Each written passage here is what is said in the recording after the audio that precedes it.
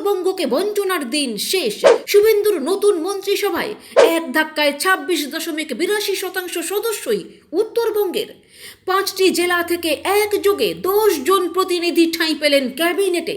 4 পূর্ণমন্ত্রী, 1 স্বাধীন দায়িত্বপ্রাপ্ত ও 5 প্রতিমন্ত্রীর মেগা তালিকা। উত্তরবঙ্গ বিজেপির শক্ত ঘাঁটি হতেই বাম্পার পুরস্কার। উত্তরবঙ্গের নারী শক্তিতে বড় ভরসা নবান্নের। উত্তরবঙ্গকে ব্রাত্য করে রাখা হয়েছে। রাজনৈতিক ময়দানে তৃণমূলের বিরুদ্ধে বিজেপির অন্যতম বড় অভিযোগ ছিল এই বিষয়টি।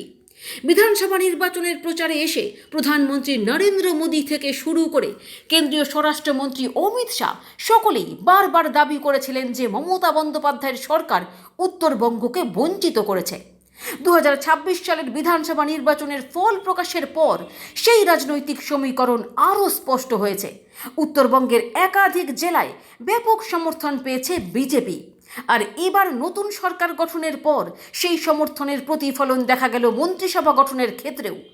রবিবার শপথ গ্রহণের পর প্রকাশিত তালিকা অনুযায়ী শুভেন্দু অধিকারীর নতুন মন্ত্রিসভার প্রায় 26.82% সদস্যই উত্তরবঙ্গের বিভিন্ন জেলা থেকে নির্বাচিত।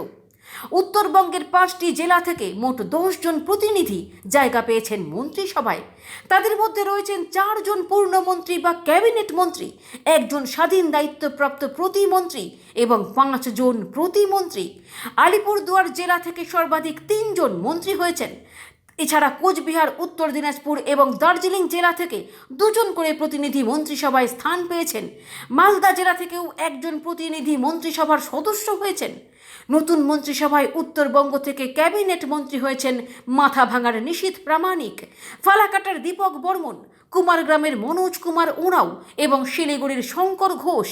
স্বাধীন দায়িত্বপ্রাপ্ত প্রতিমন্ত্রী হিসেবে শপথ নিয়েছেন তুফানগঞ্জের মালতী রাভা রায়। প্রতিমন্ত্রী হিসেবে দায়িত্ব পেয়েছেন হবিবপুরের জুয়েল মুর্মু, মাটিগাড়া নকশালবাড়ির আনন্দময় বর্মন, রায়গঞ্জের কৌশিক চৌধুরী, কালচিনির বিশাল লামা এবং করণদিঘির বিরাজ বিশ্বাস।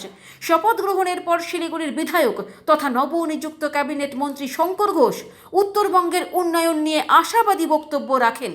তিনি বলেন, উত্তরবঙ্গ থেকে বঞ্চনা শব্দটি মুছে দেওয়ার জন্য প্রধানমন্ত্রী তাদের হাতে একটি ইরেজার তুলে দিয়েছেন। তার দাবি, অতীতে উত্তরবঙ্গ যে অবহেলার শিকার হয়েছে, আগামী 5 বছরে সেই পরিস্থিতির পরিবর্তন ঘটবে এবং নতুন উন্নয়নের ধারা শুরু হবে। রাজনৈতিক মহলের একাংশ মনে করছে উত্তরবঙ্গকে মন্ত্রিসভায় এত বড় প্রতিনিধিত্ব দেওয়ার মধ্যে রয়েছে একটি সুস্পষ্ট রাজনৈতিক বার্তা। কারণ লোকসভা থেকে বিধানসভা উভয় ক্ষেত্রেই উত্তরবঙ্গ বিজেপির শক্ত ঘাঁটি হিসেবে উঠে এসেছে। ফলে এই অঞ্চলের প্রতি বিশেষ গুরুত্ব দিয়ে একদিকে যেমন ভোটারদের প্রতি কৃতজ্ঞতা প্রকাশ করা হয়েছে, অন্যদিকে তৃণমূলের বিরুদ্ধে দীর্ঘদিনের বঞ্চনার অভিযোগকেও আরও জোরালোভাবে সামনে আনার চেষ্টা হয়েছে।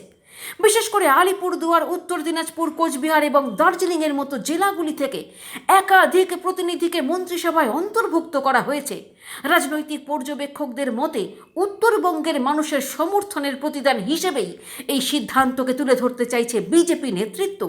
এখন নজর থাকবে নতুন দায়িত্বপ্রাপ্ত মন্ত্রীদের কাজের উপর। উত্তরবঙ্গের দীর্ঘদিনের অবকাঠামোগত সমস্যা, কর্মসংস্থান, স্বাস্থ্য পরিষেবা, শিক্ষা এবং যোগাযোগ ব্যবস্থার উন্নয়নে তারা কতটা সফল হন, সেটাই আগামী দিনের সবচেয়ে বড় পরীক্ষা। উত্তরবঙ্গের মানুষের প্রত্যাশা অনেক, আর সেই প্রত্যাশা পূরণ করতে নতুন মন্ত্রিসভার সদস্যদের কাঁধেই এখন বড় দায়িত্ব। ব্যুরো রিপোর্ট, ইউজে নিউজ।